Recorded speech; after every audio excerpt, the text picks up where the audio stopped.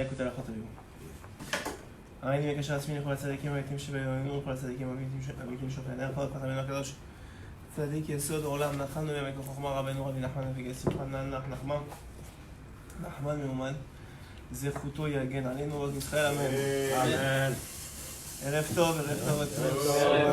Notre Hachem, c'est à Ishmaïa que ces paroles de Torah nous sauvent de la folie de ce monde. Amen, Kenny Ratzi. Amen. Il m'a averti 20%. C'est bon. Ne me stresse pas, le téléphone il marche pas, on est en retard dans le chiour, il n'y a pas de problème. Il n'y a pas de problème, on rentrera pas dans l'Yetzirah. Sinon, c'est pas marrant. Voilà, exactement. C'est pas...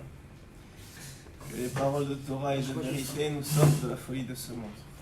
Amen, Kenny Ratson, que ce soit pour la fois chez les mains de tous les malades de Ram Israël. Amen. Amen. Amen. Et...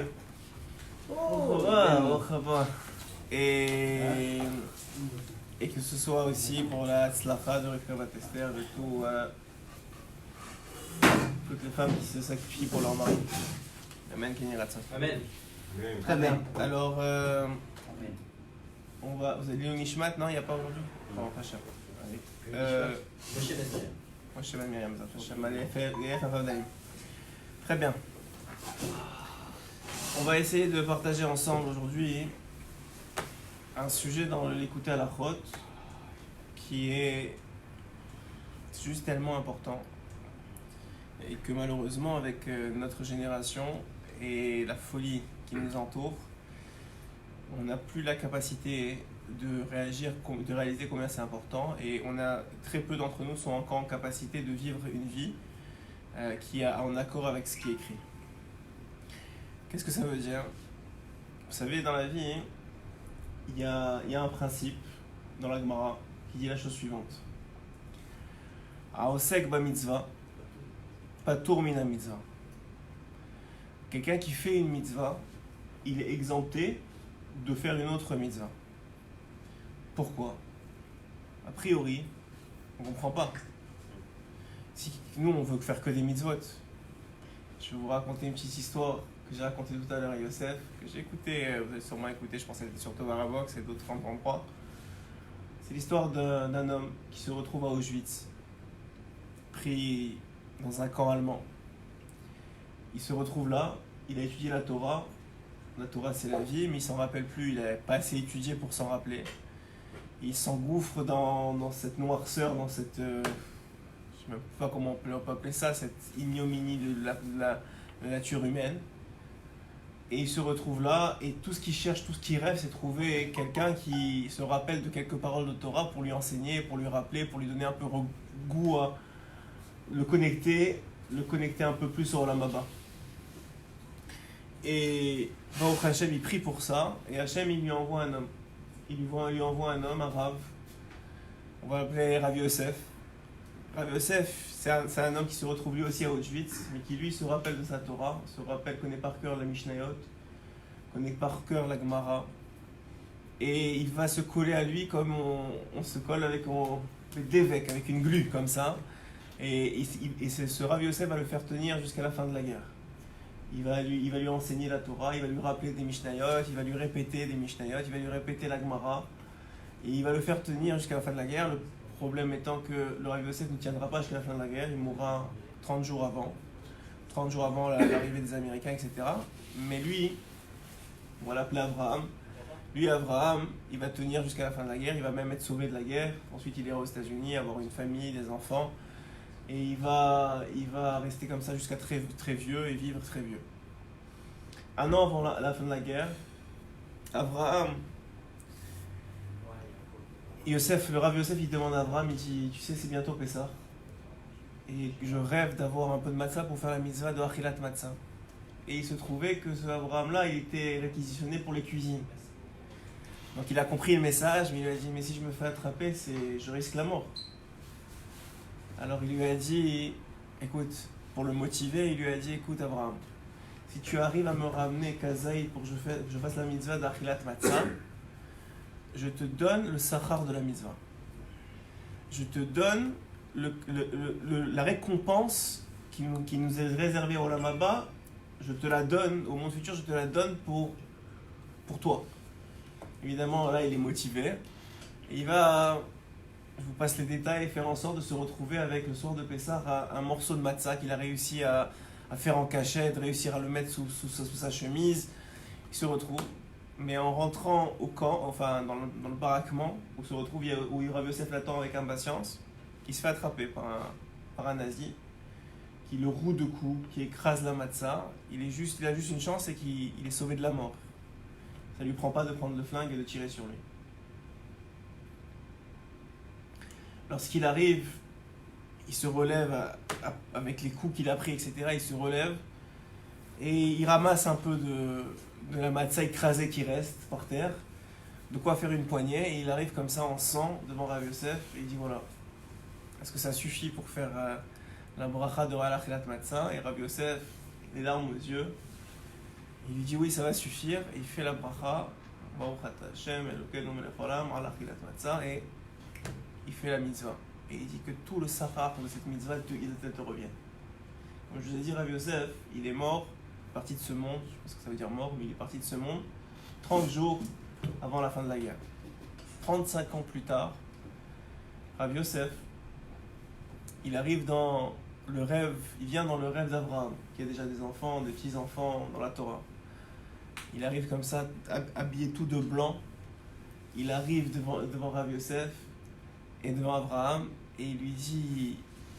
Alors Abraham, il est surpris, il ne sait même pas quoi dire, alors il lui dit comment ça va, ça fait 35 ans que je t'ai quitté, j'espère que tu vas bien dans ce monde. Il dit moi je vois que vous allez très bien dans l'autre monde, vous êtes dans une bonne place. Il dit oui effectivement, Baruch Hashem, je suis dans une très bonne place, et ça fait 35 ans que je prie à Kadosh Baruch Hu d'avoir la permission de redescendre pour te demander une seule chose. C'est quoi? Ce que vous voulez. Alors il lui dit une seule chose, je te demande, est-ce que tu es mochel, est-ce que tu pardonnes, est-ce que tu annules le tnaï, la condition qu'on a eue ensemble, et tu me redonnes le sachar de la mitzvah de Achilat Matzah. Et lui dit Vodorav, tout ce que vous voulez, mais j'ai pris des coups comme j'ai jamais pris de ma vie pour cette mitzvah. On avait un deal, vous et moi. Et là, il voudrait bien, mais il n'arrive pas, donc il dit je suis désolé, non. Et il voit dans le rêve Rav Yosef qui remonte comme ça un peu triste, et il se réveille. Bon, au début, il essaie de se convaincre que c'est pas grave, que c'était peut-être pas vrai, que finalement là c'est le rêve, ça veut peut-être rien dire, mais il sent en lui une sorte d'aigreur comme ça. Il est pas bien une journée, 2 journées, une semaine. Arrive Shabbat, il va voir son Rav à la synagogue, il lui raconte l'histoire. Et le Rav, il lui dit moi je peux rien faire pour toi, c'est pas une halakha, c'est pas quelque chose qui est dans mes compétences. Tu devrais avoir un admour. Il y a un admour, ils étaient à New York, il y a un admour qui habite pas loin d'ici. Il y a un admour qui habite pas loin d'ici. Va le voir, lui il a fait la Shoah. Et je pense qu'il saura quoi te répondre. Il va voir l'admour le dimanche matin, il va voir l'admour, et effectivement il lui raconte toute l'histoire. Et effectivement, l'admour il réfléchit, il lui dit écoute, cet homme-là, il t'a enseigné la Torah aux Juifs dans les camps. Il t'a fait tenir bon pendant toutes ces années. Toi, ça fait 35 ans que tu fais des mitzvot. Ça fait 35 ans que tu fais des brachot. Ça fait 35 pessar que tu as fait. Lui, il ne peut plus rien faire du tout. Peut-être que ça vaut de la peine juste par Akaratatov. Et aussi parce que tu as pitié de lui. Qui revient te voir dans un rêve pour ça. Hein, de lui laisser le sahara de la mitzvah. Il dit ok, j'accepte. Ah, qu'est-ce qu'on fait? Alors, il dit tu vas dans une synagogue, tu rassembles 10 personnes, tu ouvres le Sefer Torah. Et tu dis devant Akadosh Baruch Hu, tu dis dans les mots que voilà, je laisse le sachar de la mitzvah de Achilat Matzah de l'an 1945 à telle personne, à tel rave, etc. Et c'est ce qu'il fait. Et le soir même, il arrive au moment de dormir, il s'endort, il fait Kriyat Shema, il s'endort. Et au moment de s'endormir, il voit Rav Yosef revenir en rêve avec un grand sourire, avec une lumière encore plus éblouissante que ce qu'il avait, en disant merci, tu sais pas combien tu as fait pour moi, merci beaucoup. Il se réveille avec le sourire comme ça. Il est très content, il va voir tout de suite l'admour pour lui raconter l'histoire. Et quand il lui raconte le deuxième rêve, l'admour se met à pleurer. Alors il dit mais qu'est-ce qu'il y a? Moi je suis content, lui il est content, pourquoi vous pleurez vous? Qu'est-ce que vous avez vous? Ouais. Alors il dit mais tu comprends pas. Tu parles d'un homme, d'un rave, qui connaissait toute la Torah par cœur, qui a fait Auschwitz, qui est mort à Auschwitz Bekidush Hashem. Ça veut dire qu'il a une place en haut dans le ciel qui est même pas imaginable. Et ça fait 35 ans qu'il demande à Kadosh Baruch Hu, s'il te plaît, donne-moi la permission de redescendre pour lui demander de récupérer le sahar d'une mitzvah. D'une mitzvah. Lui, il est dans un niveau énorme. Ça l'importe encore le sahar d'une mitzvah. Et nous, on a des mitzvot un peu partout et on les laisse passer comme ça, comme si rien n'était. Comme si c'était normal. Un shiur, c'est pas grave. Une tzedaka, c'est pas grave. Un truc. Ça nous passe comme ça. Et encore plus quand tu fais pas des avérotes. On parle même pas des avérotes, on parle juste des mitzvot. Alors, ce principe-là, que quand quelqu'un il est occupé à une mitzvah, il est exempt du mitzvah. C'est parce qu'en vérité, là-bas, vous verrez dans la Gemara, Tosfot il explique, parce que le fait que tu t'occupes d'une autre mitzvah pendant que tu fais une mitzvah, c'est comme si tu faisais bisayon, honte à la première mitzvah. Qu'est-ce que ça veut dire?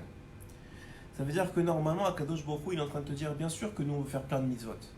On vient de voir la valeur d'une seule mitzvah. Mais quand tu te fais 2 mitzvot en même temps, en vérité, tu t'occupes pas à 100% d'aucune des deux. Ça veut dire que vraiment, tu en fais aucune des deux à 100%. Et ça, Hachem, il est en train de te dire, je veux pas ça de toi. Moi, ce que je veux de toi, c'est je te permets, je t'exempte d'une mitzvah, juste pour que tu sois capable de faire une mitzvah à 100%. Pour que tu sois capable de t'occuper de quelque chose à 100%. Et ce monde-ci, le Yetzer Hara, il s'habille principalement dans une seule chose, t'empêcher de faire les choses à 100%. C'est le maître de l'illusion, on avait fait un shiur sur ça, mais plus que ça. Tu es avec tes enfants, le téléphone il sonne. Tu es avec ta femme, il y a tes enfants qui sont là. Tu as tes trucs. À chaque fois que tu es à la synagogue, il y a le patron qui t'envoie un message. Tu es en train d'étudier la Torah, mais tu es en vérité dans ta tête en train que tu as tellement de choses à t'occuper ailleurs. Tu es en train de... N'importe quoi que tu fais aujourd'hui, à l'époque, il n'y avait pas de téléphone. Il y avait pas... Tu sortais, c'est chez toi, c'est jusqu'à ce soir où vous m'appelez. Chez moi, je suis au travail, je suis à la synagogue. Ça ne veut pas dire qu'ils étaient parfaits, mais ça rendait les choses beaucoup plus simples qu'aujourd'hui. Aujourd'hui, tout est mélangé. Et en vérité, quand tu t'occupes de tes enfants, la télé est allumée, ou le téléphone il est allumé, ou le truc est allumé, tu t'occupes pas vraiment de tes enfants. Quand tu es avec ta femme, il y a des amis autour, il y a les trucs, il y a les machins, ça marche pas la même chose. Quand tu es à la Torah, il y a quelqu'un qui t'appelle en même temps, il faut que tu sortes tes trucs. Il y a toujours quelque chose. C'est-à-dire qu'en vérité, quand tu es dans quelque chose, tu n'es pas dans quelque chose. Tu n'es pas à 100% dans la chose. Et ça crée des anges de mitzvot qui ne sont pas complets. Il dit Rabbi Nathan, la raison pourquoi Akadosh Baruch Hu, il a créé le Shabbat, que c'est le plus grand cadeau du monde, que Hachem, c'est la seule chose dans la Torah où il dit, voilà, j'ai un cadeau pour vous précieux. Ouais, pas comme les imams qui aujourd'hui disent que c'est une punition. C'est comme vous savez, vous avez 2 enfants, il y en a un qui a reçu un cadeau, alors l'autre, ma femme m'a dit, l'autre il dit, regarde, il est nul ton cadeau, parce que lui il a pas reçu, donc il dit, il est nul, mais il sait, le gars qui a reçu le cadeau, il sait sa valeur. Il n'y a que l'imbécile qui n'a pas reçu le cadeau qui sait pas c'est quoi sa valeur. Le Shabbat, c'est le plus grand cadeau qui existe au monde. Pourquoi? Parce que Hachem te dit, tu sais, le monde, il va devenir de pire en pire. Ça va être de plus en plus difficile de s'occuper d'une seule tâche. Ça va être de plus en plus difficile de s'occuper de se déconnecter du monde, d'empêcher le monde d'entrer dans ta sphère personnelle. Ça va être de plus en plus compliqué parce qu'il va avoir les téléphones. Et lui, Hachem sait ça déjà à l'avance. Il sait qu'il va avoir les téléphones portables qui vont rentrer même dans les toilettes. Il sait qu'il n'y a plus aucune barrière pour protéger l'homme. Il dit, moi j'ai un cadeau pour toi, il s'appelle le Shabbat. Ce Shabbat-là, il y a des interdictions qui sont des conseils qui vont empêcher que les choses elles rentrent dans ta sphère personnelle pendant 24 heures. Tu vas avoir 24 heures, il n'y aura pas de téléphone, pas de télévision, même pas d'amis, c'est-à-dire qu'ils vont venir te truquer, pas de boss, pas de travail, pas rien. Pas rien. Normalement, le kiff, on ne voit pas ça comme le kiff parce qu'on n'a pas la conscience des choses. Ça dépend des situations aussi. C'est-à-dire? Si par exemple, tu es en train d'étudier la Torah, on m'appelle à l'extérieur pour faire minyan, ou aller à un enterrement pour compléter. Qu'est-ce qu'on vient de dire? On vient de dire que Hachem, il a dit pas tour mina mitzvah. Qu'est-ce qu'il veut Hachem? Il veut que quelqu'un qui fait une mitzvah, il n'est pas tour d'une autre mitzvah. Ça veut dire que normalement, quelqu'un qui fait une mitzvah, Hachem, c'est cette mitzvah-là qu'il veut. c'est comme quelqu'un qui va à la guerre. Tu as un commandant, ouais, et tu envoies quelqu'un à la guerre. Et en chemin pour la mission que tu lui as donnée, il trouve une autre mission. Il t'appelle et te dit, ah finalement j'ai trouvé une autre mission. Attends, je comprends, je t'ai donné cette mission-là. C'est moi le général. L'autre mission, il y a quelqu'un d'autre qui va s'en occuper. Si vraiment tu t'occupes de ta mission à 100%, il y a quelqu'un qui va s'occuper de ta mission. Et c'est pas la tienne. Nous, malheureusement, aussi par gava, c'est une sorte de gava. On veut faire toutes les missions. Mais c'est pas forcément pour nous. Alors oui, s'il n'y a personne d'autre pour la faire, et là, à ce moment-là, c'est une autre histoire. Ça rentre dans le guéder de s'occuper d'une autre mitzvah parce qu'il n'y a pas. Maintenant, quelqu'un, il y a un maître, il y a un maître mitzvah. Un maître mitzvah, c'est quelqu'un qui est mort sur la route et personne ne peut s'en occuper. Alors oui, c'est votre mitzvah à vous. Même si vous étiez en route pour aller étudier la Torah. Ça s'appelle votre mitzvah. Parce que personne d'autre peut la faire. Ça veut dire que là, vous voyez que Hachem, il veut que vous fassiez cette mitzvah. Mais quelqu'un, quand il est en train d'étudier la Torah, a priori, Hachem, c'est parce qu'il veut que Hachem il veut que de lui qu'il étudie la Torah. Maintenant, Hachem, on parle même pas maintenant. Oh, bon, ça va. On parle même pas maintenant de quelqu'un. Nous, vous, c'est un exemple idéal que vous avez donné. Que l'individu, il est là en train de se battre avec 2 mitzvot. Mais la vérité, c'est que nous, on se bat entre une mitzvah et plein d'autres avérotes. On se bat pas entre 2 mitzvot. On se bat entre une mitzvah et sortir, aller là, aller là-bas, faire ça, faire pas ça. C'est-à-dire qu'on n'est pas en réalité. Et même si vous dites, Hachem, il est tellement grand, que même s'il a dit, écoute, tu t'occupes d'une mitzvah, tu n'es pas tour des autres mitzvot, à part, il y a des gdarim, effectivement, que s'il n'y a personne pour s'occuper de la mitzvah. Mais a priori, si tu as 2 mitzvahs équivalentes et que tu es déjà en train de faire une mitzvah, que tu as un shiur kavua, ou que tu as quelque chose que c'est le temps pour ça, ou le temps pour ça, alors à ce moment-là, tu es capable, et tu dois être capable, et la vie ne nous laisse pas le faire. Moi, je m'inclus à 300% dedans. La vie ne nous laisse plus, c'est le moment des enfants, c'est le moment des enfants. C'est le moment du couple, c'est le moment du couple. C'est le moment du travail, c'est le moment du travail. C'est le moment de la tfila, c'est le moment de la tfila. C'est le moment de la Torah, c'est le moment de la Torah. La vie, le Yetzer Hara ne nous laisse plus faire ça.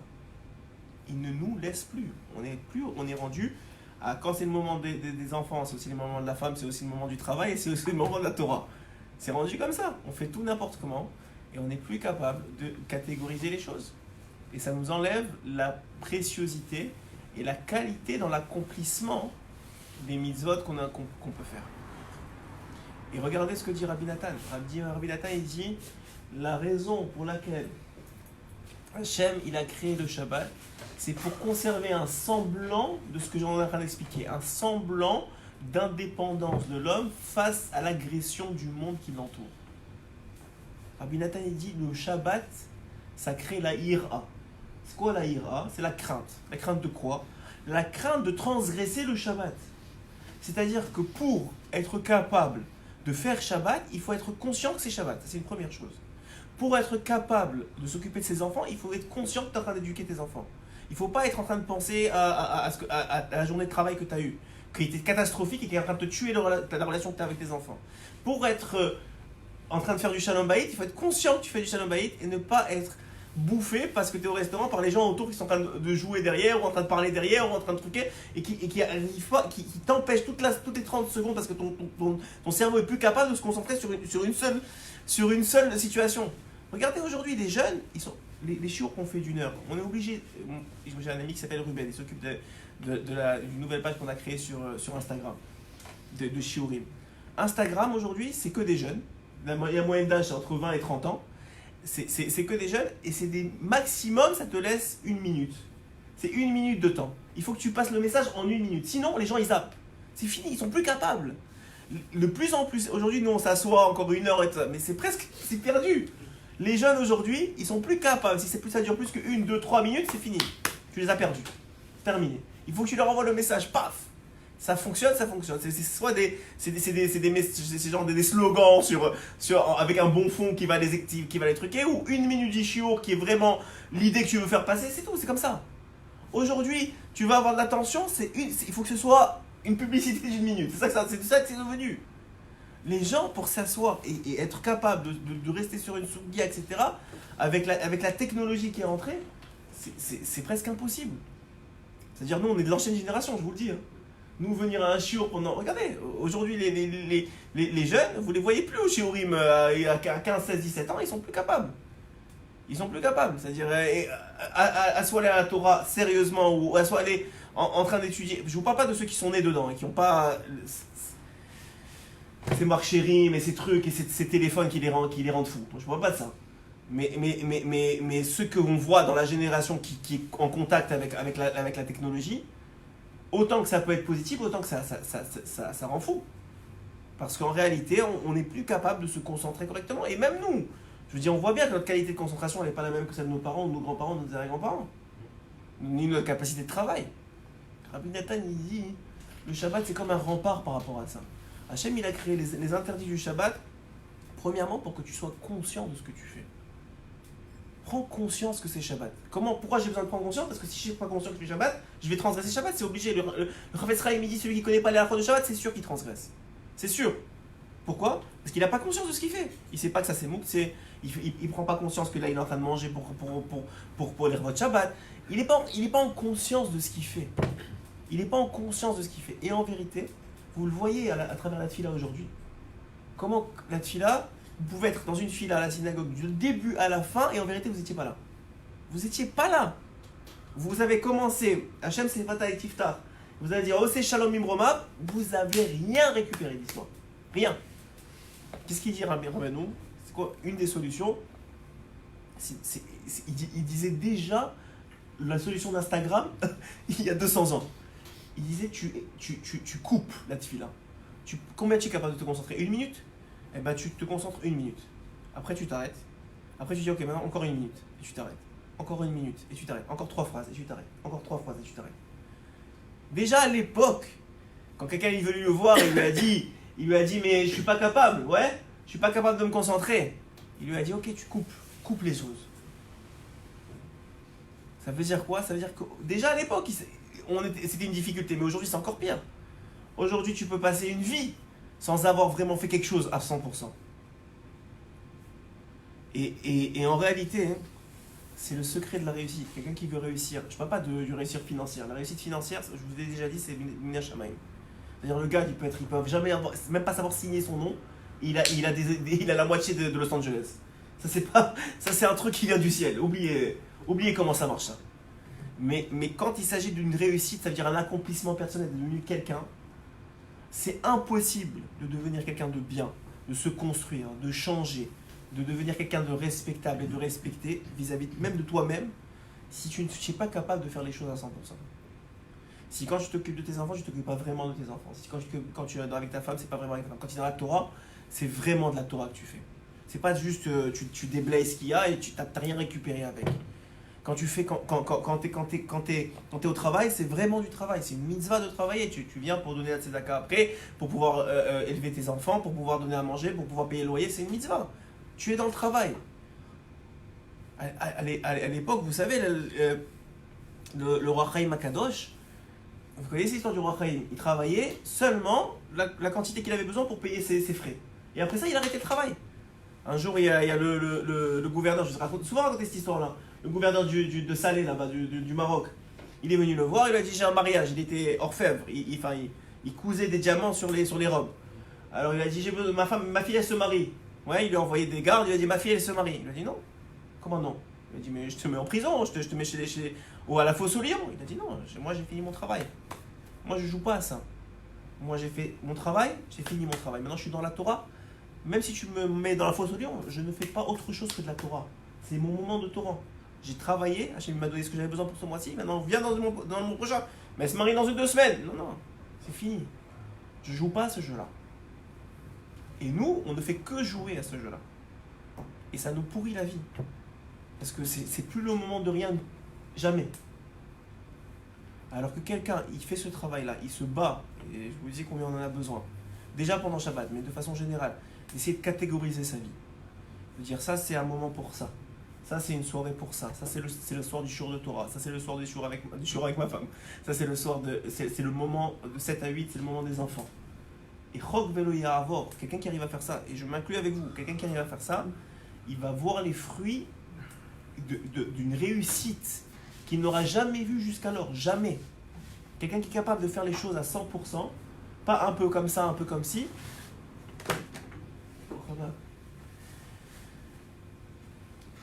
Quelqu'un qui est capable de faire les choses à 100%, pas un peu comme ça, pas un peu comme ci, il va faire Osek ba mitzvah, patur mina mitzvah. Il va se faire ce qu'on appelle, il va commencer à avoir ce qu'on appelle, dit Rabbi Nathan dans l'écoute à la fois, on va voir dans les mots. Pour l'instant, je suis en train de vous donner la. Osek ba mitzvah, patur mina mitzvah, il va faire ce qu'on appelle la hitbonenut. Il va avoir un accès à ce qu'on appelle la conscience d'Hachem, la hitbonenut. La hitbonenut, c'est une conscience d'Hachem. Tu vas commencer à voir Hachem dans ton travail, à voir Hachem dans ta femme, à voir Hachem dans tes enfants, à voir Hachem dans la Torah, à voir Hachem dans tes amis. Tu vas commencer à hitbonen. Tu vas commencer à pouvoir avoir conscience des choses. Parce que sans faire les choses à 100%, tu ne peux pas avoir la hitbonenut. Et il dit Rabbi Nathan, c'est la raison pour laquelle, qu'est-ce qui est le plus mesougal dans toutes les mitzvot de la Torah, laquelle est la plus propice à avoir de la hitbonenut? Shabbat. Shabbat, c'est la mitzvah la plus propice pour un homme de hitbonen, d'avoir une conscience d'Hachem. C'est pour ça que c'est écrit que le Zohar, il dit, je vous l'ai dit souvent, que le Shabbat, c'est Me'en le Olam Haba. Ça vient du Olam Haba. C'est quoi la Olam Haba? C'est avoir une pleine conscience d'Akadosh Baruch Hu, profiter de la conscience qu'on a acquise d'Akadosh Baruch Hu. Donc un homme, comment il fait? Il travaille dans ce monde-ci. Et regardez ce qu'il dit. Ki be Shabbat, Rabbi Nathan dit, dans Shabbat, Zochin lifrinat idbonenut hazot. On mérite cette conscience d'Hachem. Shehi oraita de Atika. Elle correspond à la Torah d'avant le monde. La Torah que le Zohar dit que c'était un feu noir sur un feu blanc. On parle de cette Torah-là, c'est-à-dire une sorte de conscience d'Hachem sans l'être, sans décortiquer, sans commencer à séparer.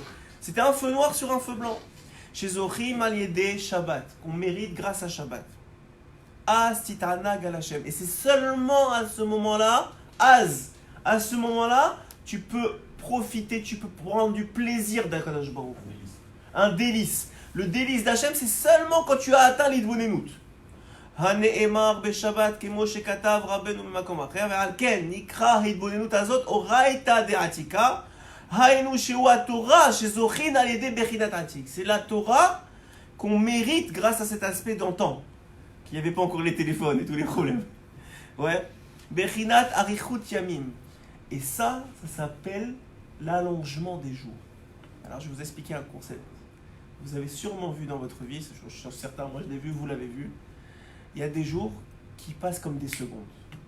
Tu as l'impression que la journée, tu ne sais pas où elle est passée. Elle est passée, mais tu ne sais pas où elle est. Vous savez pourquoi vous avez passé cette journée, ces semaines, elles sont passées comme si rien n'était? Parce qu'il n'y a pas eu d'Hitbonenut. Il n'y a pas eu de conscience dans ces journées-là. Vous avez conscience de rien, vous avez pris conscience de rien. Quand vous sortez de la tefila pour faire arroser Shalom, et que vous avez pris conscience d'aucun mot, tu as l'impression qu'elle a duré 2 secondes. C'est comme hors du temps. Ouais? Tu as l'impression que la tefila, elle n'a pas lieu. Pourquoi? Parce qu'il n'y a pas eu de conscience, tu n'as pas pris conscience de ce que tu fais. Vous savez comment il dit qu'on prend conscience des choses? Tu te parles à toi-même, il dit Rabbeinu. Maintenant, je vais boire de l'eau, et je vais faire une bracha. Tu fais le bête. Tu sais comment tu prends conscience des choses? Tu dis, maintenant je vais faire une bracha pour bénir Hachem pour cette eau. Et tu fais la bracha. Et là, à ce moment-là, tu vas avoir conscience de la bracha. Qu'est-ce qu'on fait nous? On fait la bracha, on ne sait même plus si on a fait la bracha. La bracha, on a sauté 3 mots. On n'a pas fait la règle, il faut séparer en 3 la bracha, Baruch Ata Hachem, Elokeinu melech haolam, She'akol nהיה bidvaro. On ne sait même pas quelle bracha. On ne sait plus rien. On ne sait plus rien. On a ouvert le frigidaire, on n'a même pas pris de verre, on a bu directement les trucs, on a dit allez, on y va. On ne sait même pas ce qu'on a fait. En même temps qu'on parlait, on criait sur les enfants et en même temps qu'on répondait au téléphone. Alors que l'eau, c'est une bracha. Elle vient t'apporter quelque chose, cette eau-là. Hachem, il te l'a amené jusqu'à chez toi. On stresse pour payer les loyers, pour payer l'électricité. Mais quand on a payé l'électricité, est-ce qu'on dit merci Hachem qu'on a l'électricité encore pour un mois? Est-ce qu'on prend conscience, on est de bonen sur le fait où on est stressé pour le mois prochain? On est juste stressé pour le mois prochain. On ne prend même pas conscience ni profit de ce qu'on a acquis, des acquisitions qu'on fait. Et ça, c'est pourquoi, encore une fois, la même chose. Parce qu'on n'est pas dans la Bechina de Harichut Yamim. Vous savez, c'est écrit sur Avraham Avinu. Avraham Avinu ba bayamim. Il est venu avec ses jours. Ouais. que ça veut dire qu'il vient avec ce jour? On vient tous à 120 ans, on va tous venir avec nos jours. Ouais? Eh ben non. Rabbi Nathan il dit non.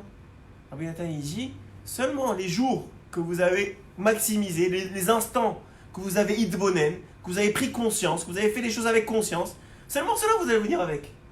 Le reste, ils sont pas à vous. Il reste plus. Oui, combien il reste? Quand on y pense sérieusement, combien il reste? Combien de choses on a fait avec conscience dans notre vie? J'espère que vous êtes mariés avec conscience. J'espère que la Brit Mila de vos enfants vous l'avez fait avec conscience. Certaines choses, c'est des misotes qui sont comme ça, irrégulières, comme ça, qui arrivent quelques fois dans la vie.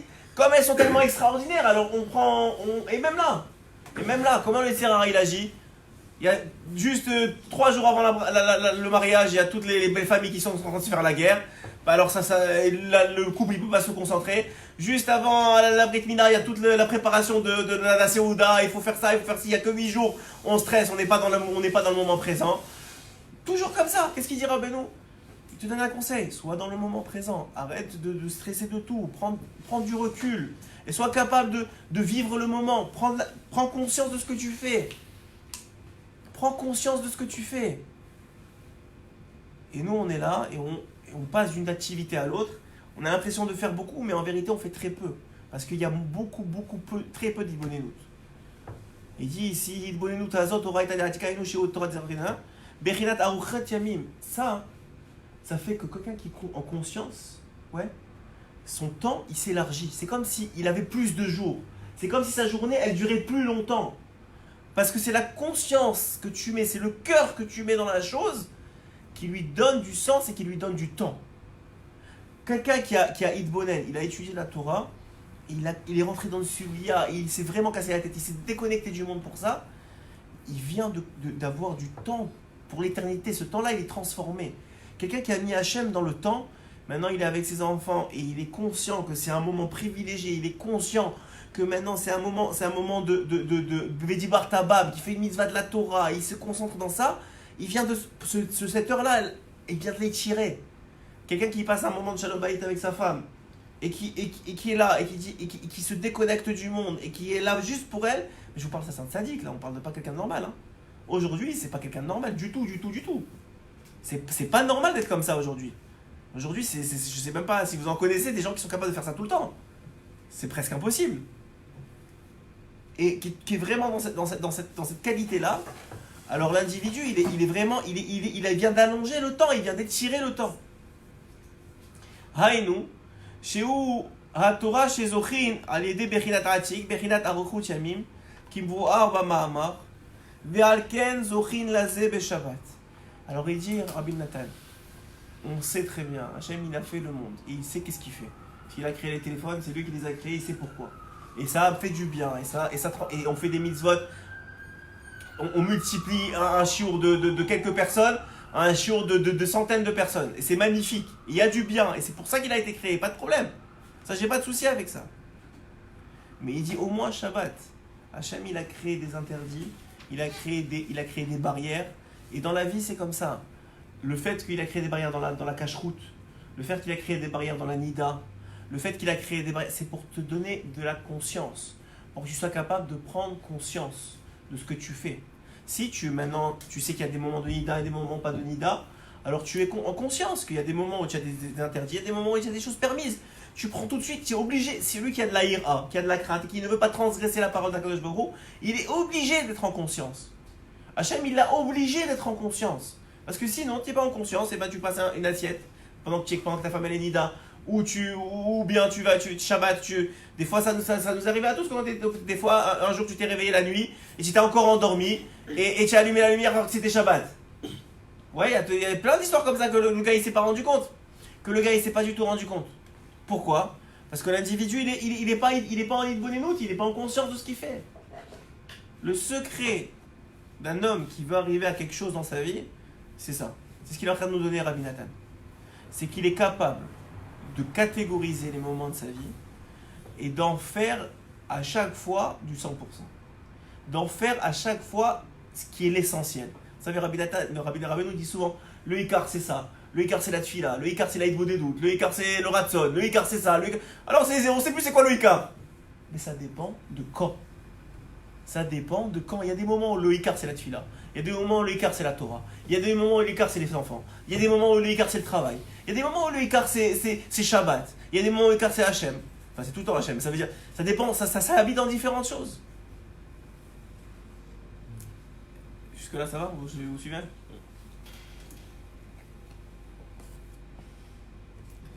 Et il dit Zochin ifrinat Torah, shei bechinat bereshit, ki bereshit et bechinat Torah eliona meod, bechinat Torah Hashem. Shei bechinat itbonenut, kamuva, kama amar Torah bereshit, bara ma'amar vechatzi ma'amar bechinat Torah Hashem et Torah Ain Shave'al ken. Al yedei Shabbat zochin la ashirut gadol. Et c'est pour ça, il dit Rabbeinu, enfin Rabbi Nathan, que grâce au Shabbat, celui qui honore le Shabbat, il reçoit du Shefa pour toute la semaine. Toute la semaine est bénie du Shabbat. Pourquoi? Parce qu'il dit Kol ha'me'aneg et Shabbat zochel et nachala bli metzarim. Celui qui est capable de profiter du Shabbat, c'est qu'il a cassé les barrières.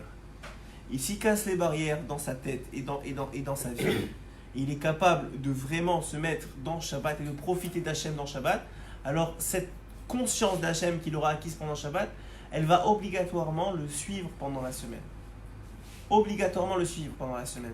Et c'est cette conscience-là qui va lui faire mériter une sorte de richesse. Ve'ikar talui be'onek Shabbat davka. Et il dit, Rabbi Nathan, que merci beaucoup, que l'essentiel, c'est dans le onek de Shabbat, dans le plaisir qu'on prend dans Shabbat. Hainu achilat Shabbat, c'est-à-dire le ochel qu'on mange à Shabbat. Alors aujourd'hui, je l'ai dit déjà plusieurs fois, aujourd'hui, on n'a pas conscience de ce que ça veut dire prendre du plaisir dans l'achilat Shabbat. Pourquoi? Parce qu'à l'époque, il faut comprendre qu'à l'époque, ils ne mangeaient rien, pratiquement rien de la semaine. Même quand ils voulaient, ils n'avaient pas de quoi. Ils mangeaient du pain, du beurre, du pain, de la margarine, c'est tout. Il n'y avait pas grand-chose la semaine. Alors, quand vous arrivez à Shabbat, c'était un mariage tous les Shabbats. Tous les Shabbats, c'était comme si vous étiez invité à un mariage. C'est-à-dire, la conscience que vous avez du poisson, de la viande que vous n'avez pas eu depuis une semaine. Vous imaginez donc quand tout le monde attendait Shabbat pour manger. C'est-à-dire, la semaine, il n'y avait pas à manger. Il y avait du pain, du beurre, du pain, des pâtes, c'est tout. Il n'y avait pas de pain cuisiné, il n'y avait pas rien. Il y a des gens qui travaillaient comme des fous. Il n'y avait pas d'électricité pour préparer pendant des heures la nuit. T'arrivais, tu rentrais du travail, tu mangeais un petit peu, du pain, ils n'avaient pas beaucoup d'argent, ils se débrouillaient. Mais aujourd'hui, on fait Shabbat toute la semaine, tu vas au restaurant tous les soirs, ou 3 fois par semaine. Alors t'arrives à Shabbat, il n'y a pas cette même conscience de c'est quoi manger Shabbat. Encore une fois, c'est pour ça que Rabbeinu dit qu'il faut se restreindre pendant la semaine de manger beaucoup. Pourquoi? Aussi pour cette ignane-là de pouvoir profiter pendant Shabbat plus de cette nourriture-là. Kol ha'me'aneg et Shabbat, ha'me'aneg dalka, c'est-à-dire tout celui qui profite de Shabbat, qui a du plaisir, hainu achilat Shabbat, c'est-à-dire ce que de ça ils ont décrété comme du plaisir. Ça passe d'abord par réjouir son corps, c'est-à-dire par la nourriture. Qui achilat Shabbat ou bechinat iorut hashena. Il dit quelqu'un qui prend du plaisir dans la chose, écoutez bien, il est réveillé du sommeil. Il est pas en train de dormir, il prend du plaisir. Il n'est pas en train de dormir. On ne parle pas du plaisir de faire n'importe quoi. Quand il prend du plaisir d'Hachem, c'est qu'il n'est pas en train de dormir. 1, il est conscient qu'Hachem est là. 2, il est conscient que cette chose-là qu'il est en train de faire peut l'amener à Hachem. Il est conscient que Hachem, il est présent dans la chose. Et il en tire du plaisir. Vous imaginez à quel point il est en conscience, cet homme-là.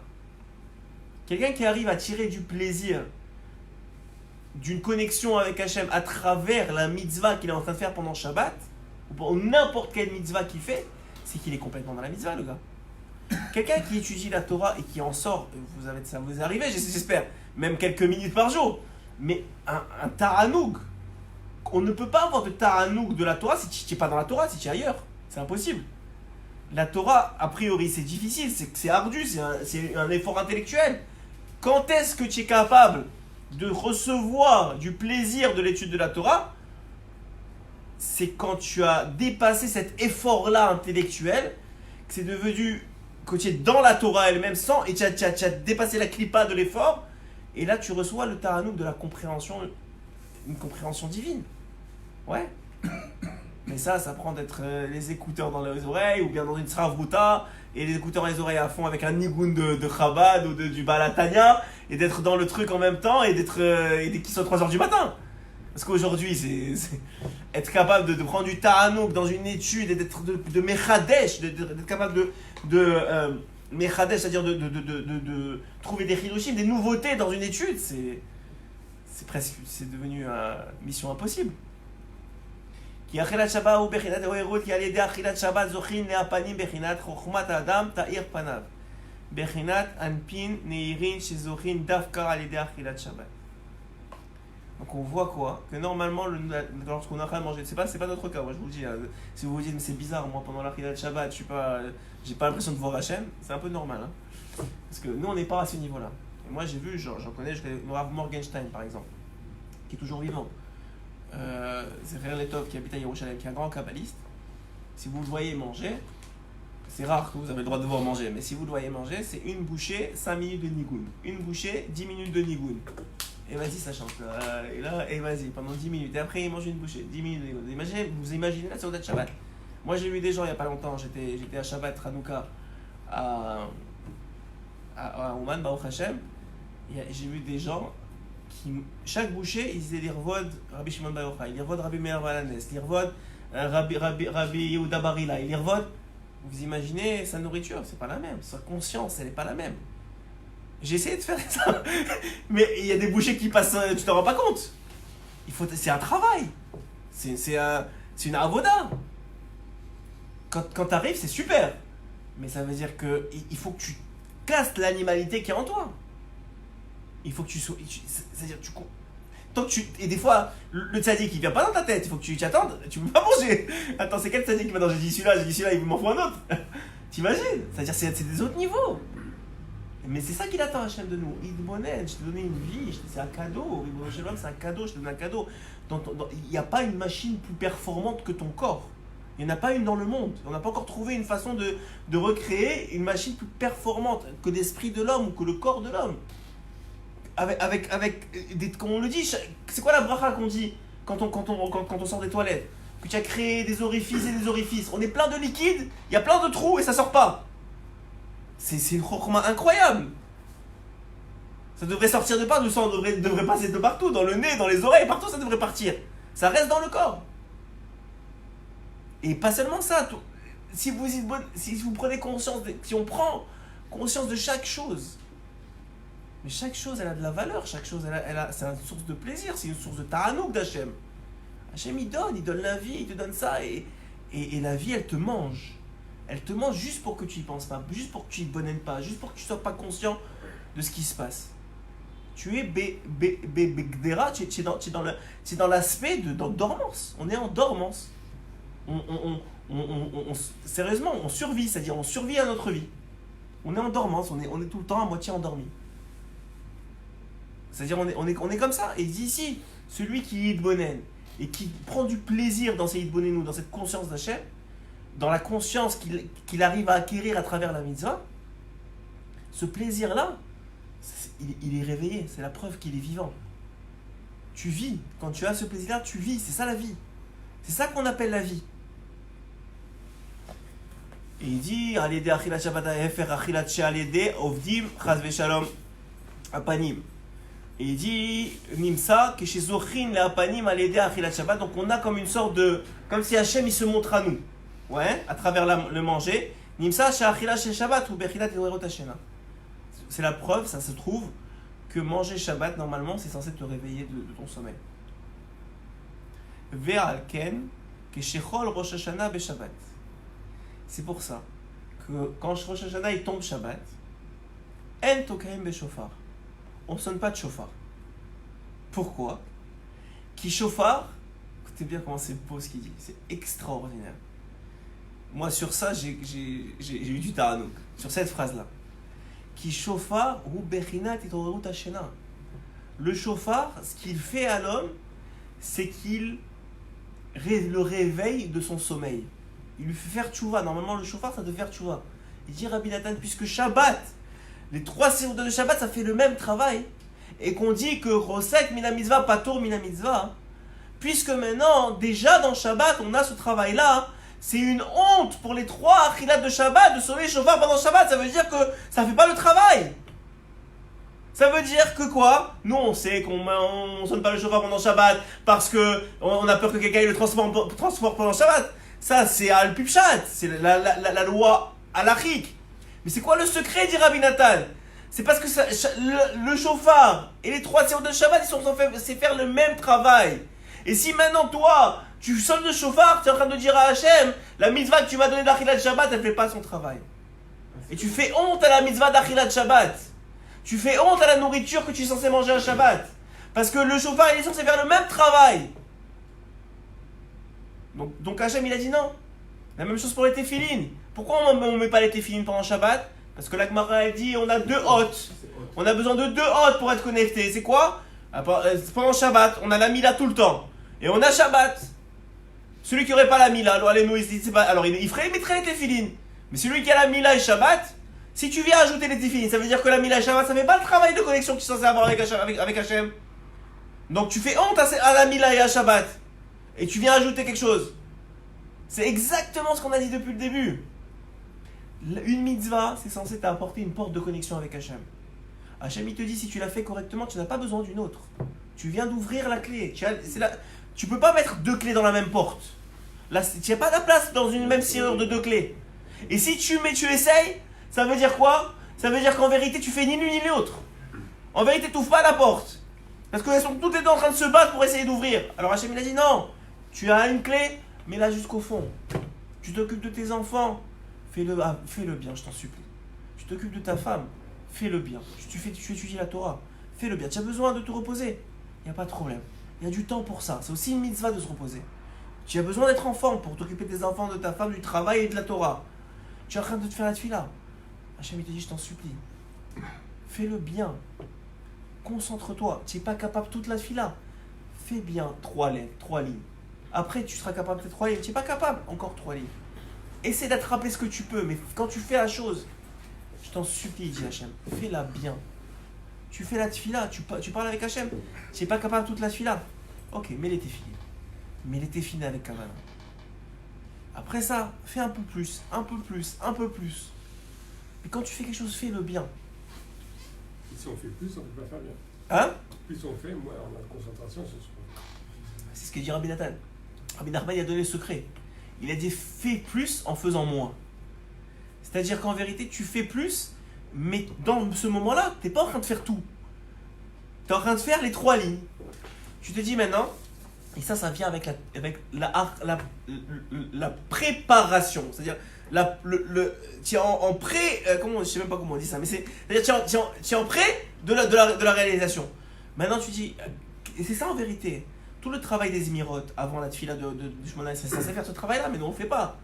Mais en vérité, un homme il est là, ce qu'il fait, regardez, venez, on se travaille, pour n'importe quoi ça doit être comme ça, mais pour la tefila c'est encore plus facile. Il y a déjà, les Chazal ils ont instauré des séparations entre les brachot. Maintenant, dans les Sidurim, à côté de la bracha, il y a écrit c'est quoi? De quoi elle parle? Le condensé, le insta, ouais, le insta de la bracha. Par exemple, Géoula ou Refoua, au truc. Viens, on prend 1 seconde. Avant Ronen Adat, ça c'est sur le Da'at. Ah, maintenant je vais demander à Hachem le Da'at. Et je me concentre sur le Da'at pendant quelques secondes.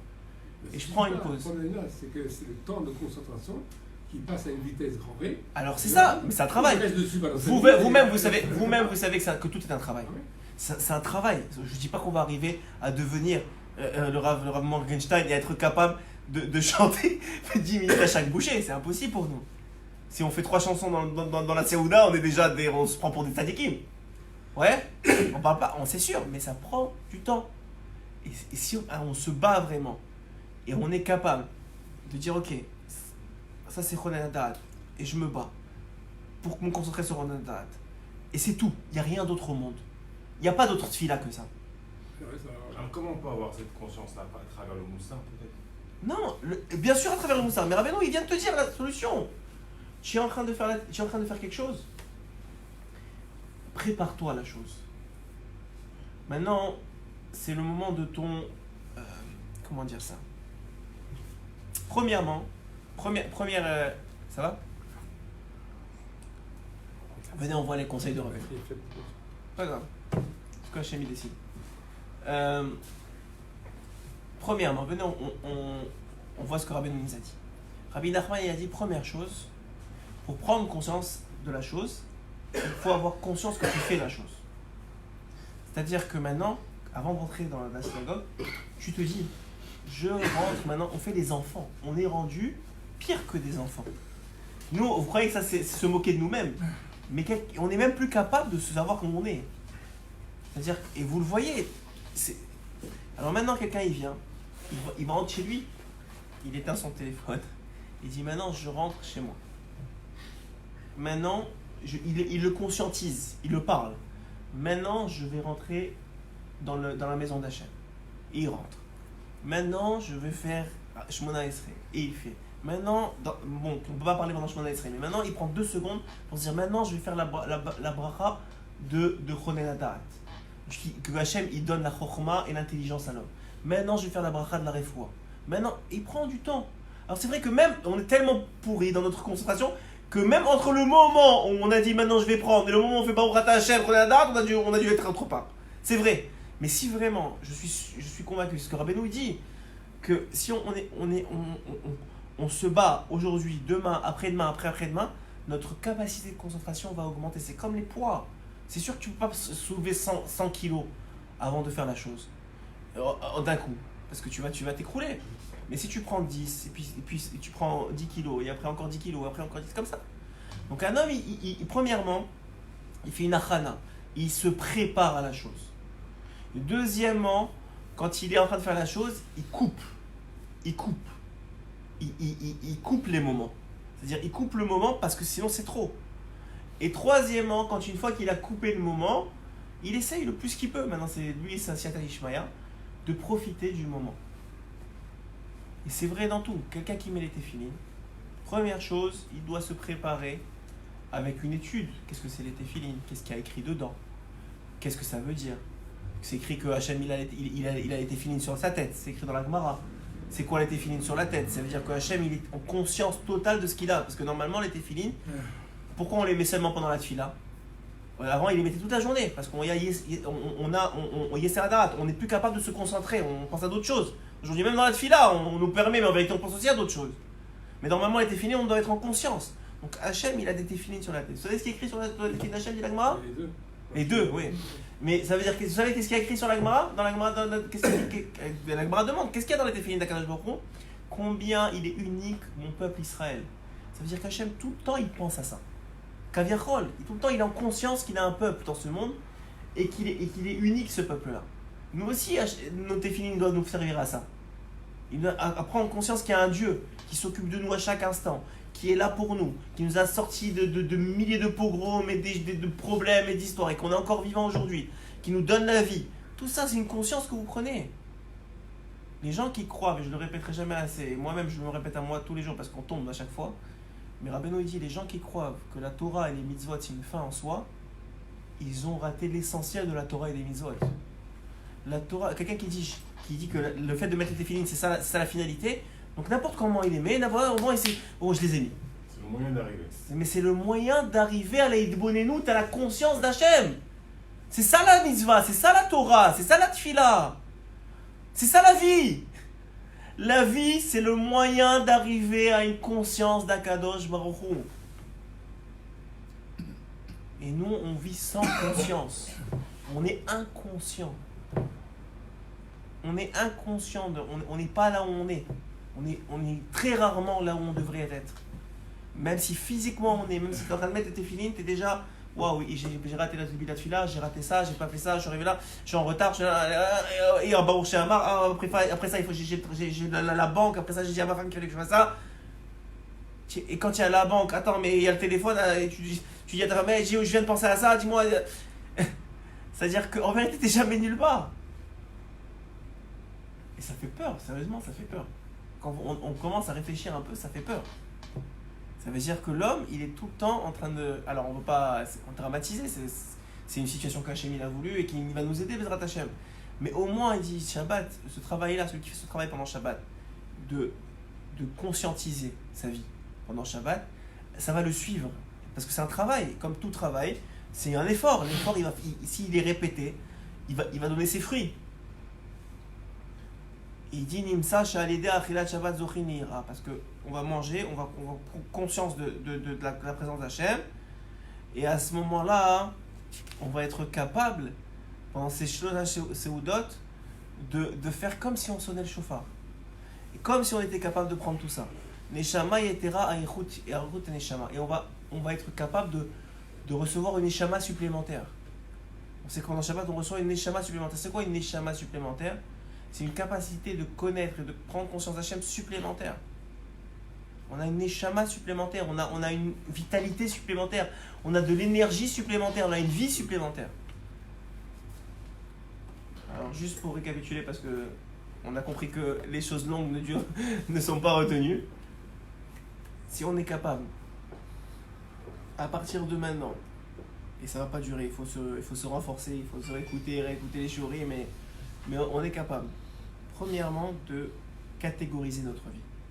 Je l'ai dit déjà dans un shiur qui s'appelle, vous étiez là sûrement, c'était le Yeshuva Da'at, on avait parlé de ça. Premièrement, essayer de catégoriser notre vie. Ne pas laisser d'intrusion d'une partie de la vie dans une autre partie de la vie. C'est possible que ça nous arrive, c'est possible qu'on soit obligé de parler du travail avec notre femme ou de parler de nos enfants. C'est normal, il y a des intrusions. Je ne dis pas qu'on va devenir des Tibétains, mais au moins d'être capable de catégoriser les moments de notre vie. D'être capable de se préparer à chacun des moments de notre vie. Se préparer comme il faut. D'avoir une achana à la prière. Pourquoi Rabbeinu dit que quelqu'un qui fait la prière en ayant fait le mikvé, c'est pas la même personne birlal que quelqu'un qui n'a pas fait la prière en n'ayant pas fait le mikvé. Parce que le mikvé, c'est une préparation à la tefila. Tu es là, tu rentres dans l'eau, tu fais tchouva, tu te prépares une étude. Soit à travers une conscientisation et de prier à Kadosh Baruch Hu et d'essayer de vivre les moments, de prendre conscience de la qualité de la vie et de la vie qu'on a. Chaque moment qu'on a, c'est des moments privilégiés qui ne reviendront pas. Un Shabbat, c'est fini. C'est-à-dire qu'il revient, mais ce n'est pas le même Shabbat. Je suis d'accord, mais ce ne sera pas le même Shabbat. Vous avez raison, mais ça veut dire que ce n'est pas le même Shabbat. Le Shabbat, Miketz, 5780, c'est fini. Alors vous avez raison, il y a des rattrapages. Vous avez raison, heureusement, sinon on n'y arrivera jamais. Ouais, j'ai raconté l'histoire. Et pourquoi vous savez pourquoi il y a des rattrapages? Parce que Hachem il est tellement bon qu'il prend un bout ici, un bout là, un bout là, un bout là, et il te fait quelque chose qui a de l'allure. Il te fait quelque chose qui ressemble à voilà, une mosaïque comme ça, mais tu dis mais attends, mais ça vient d'il y a 3 ans, ça vient d'aujourd'hui, ça vient d'hier. Ouais, et comme ça il fait, et c'est même pas, Hachem il s'arrête pas à cette vie, il prend toutes les vies, il prend un bout de cette vie là, et une mitzvah de celle-là, et une mitzvah de là, et il te fait quelque chose qui a de l'allure. Il te fait quelque chose qui a de l'allure. Alors c'est vrai qu'on ne peut pas, mais il faut comprendre que les moments ils passent, que la vie elle file, que cette vie-là, on l'a vu dans la première histoire, c'est des moments extraordinaires qu'on peut attraper, mais il faut avoir une préparation et 2, être capable de prendre conscience des choses. Et malheureusement, le Yetzerara, vous le verrez dans vos vies, je le vois dans la mienne, je vous le verrai dans le vôtre, toute la journée, c'est ça que ça fait. Et on passe des journées et des journées, et ça c'est quand on fait pas d'avérote. C'est pas quand nous-mêmes on glisse et qu'on se casse la gueule à travers, qu'on s'énerve contre celui-là, qu'on crie sur ceux-là, aussi le gars il vole dans le travail, c'est-à-dire lui il est même pas, c'est pas qu'il a une chance de se connecter, il est déconnecté à la mort. Je vous parle de quelqu'un qui cherche la connexion et encore, mais petit à petit, un homme il monte escalier par escalier. Il faut comprendre qu'est-ce que ça veut dire.